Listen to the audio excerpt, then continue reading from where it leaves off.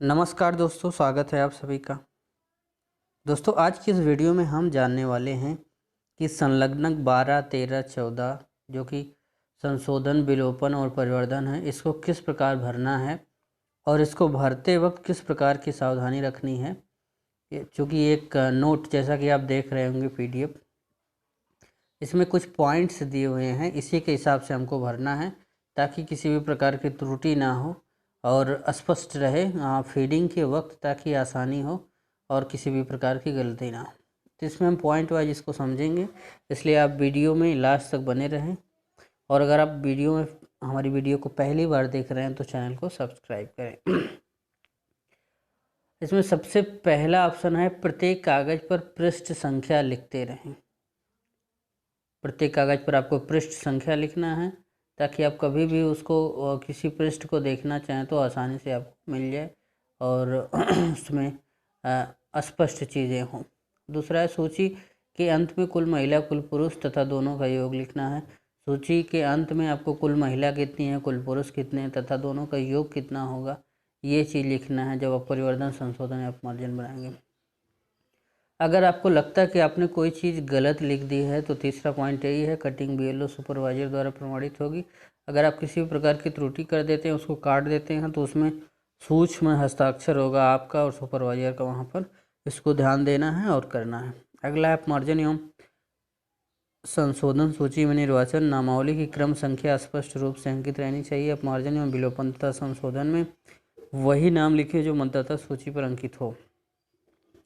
अपमार्जन एवं संशोधन सूची काफ़ी महत्वपूर्ण होती है, क्योंकि जब फीडिंग के वक्त आप उसमें करेक्शन करेंगे या फिर उसका डिलीशन होगा तो उसमें क्रम संख्या जब स्पष्ट रहेगी तभी हो पाएगा, अदरवाइज छूट भी सकता है या किसी अन्य व्यक्ति का नाम डिलीट हो सकता है। तो इसको काफ़ी सावधानी रखना है और उस क्रम संख्या को काफ़ी स्पष्ट लिखना है। पाँचवा है, पांडुलिपि में मुख्य प्रविष्टियाँ, ग्राम पंचायत का नाम, वार्ड संख्या, मतदान केंद्र, मतदेय स्थल का नाम वही जो निर्वाचक नामावली में हो।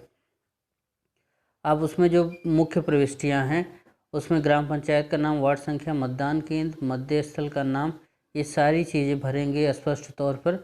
जो आपकी निर्वाचन नामावली में हो पहले से मौजूद वही आपको लिखना है, कुछ नया नहीं लिखना है आपको, जो पहले से मौजूद है उसमें वही चीज़ आपको लिखना है। अगला पॉइंट है, परिवर्धन, संशोधन, विलोपन सूची की पांडुलिपि जो तैयार होगी वो ग्राम पंचायत वार तैयार होगी, मतदान स्थल वार तैयार होगी, वार्ड वार तैयार होगी, मकान संख्या वार तैयार होगी, क्रम से बनाई जाएगी। ये चीज़ें आप समझ सकते हैं। आठवां पॉइंट है, मतदान स्थल बदलने पर पेज बदल दिया जाएगा। मान लीजिए एक मतदान केंद्र पे 3-4 मतदेय स्थल हैं, तो जैसे ही आपका वो बदलेगा आप उसका पेज बदल देंगे, वहाँ नीचे से नहीं शुरू करेंगे बल्कि अगले पेज से उसको शुरू करेंगे। जितना भी आपका तीनों संलग्नक का तैयार किया जाएगा प्रति, वो 3 प्रतियों में तैयार होगा। 9वां पॉइंट यही है, 3 प्रतियों में तैयार किया जाएगा। प्रारूप 12, 13, 14।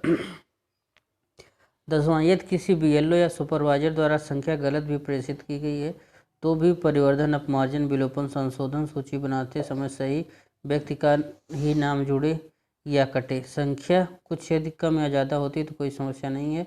संख्या सही करने के लिए गलत नाम ना बढ़ाएं, ना बिना नियम के नाम काटने पाएँ, यह बहुत महत्वपूर्ण है।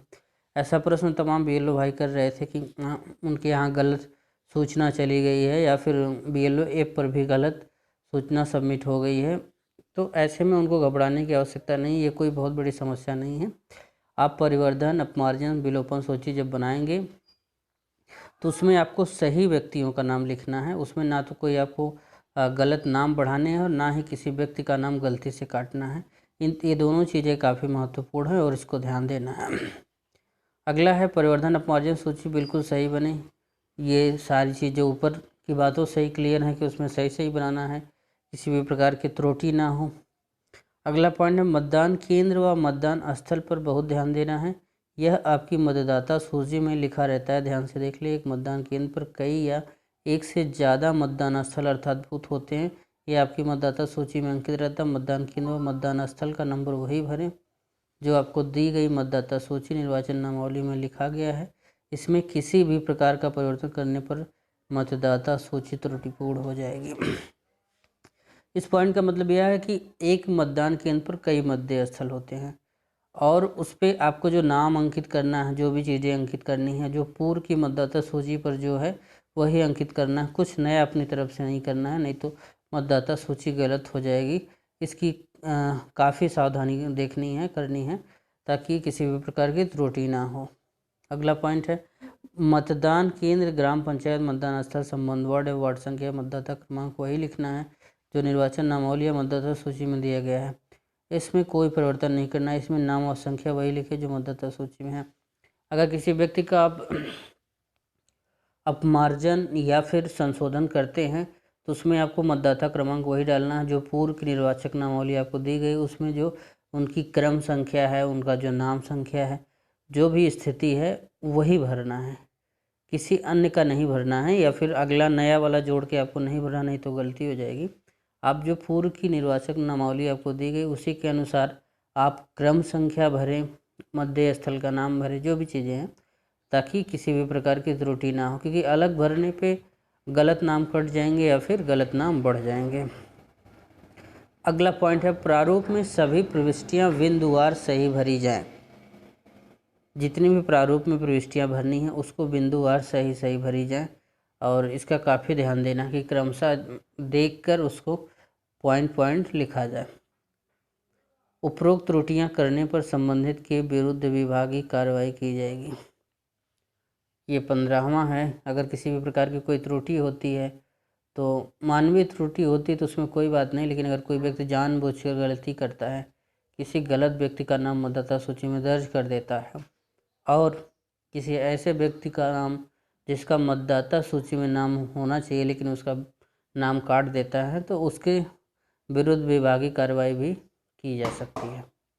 तो आज के लिए बस इतना ही। दोस्तों वीडियो पसंद आया तो लाइक करें, साथ ही साथ इस चैनल को सब्सक्राइब जरूर करें। ये पूरा पॉइंट आप खुद से भी पढ़ सकते हैं, हो सकता है कुछ लोगों ने पहले ही पढ़ लिया मेरे बताने से पहले, लेकिन आप पूरे वीडियो को देखेंगे सुनेंगे तो हो सकता है कुछ चीज़ें आपको और क्लियर हों। तो थैंक यू, आज के लिए इतना ही।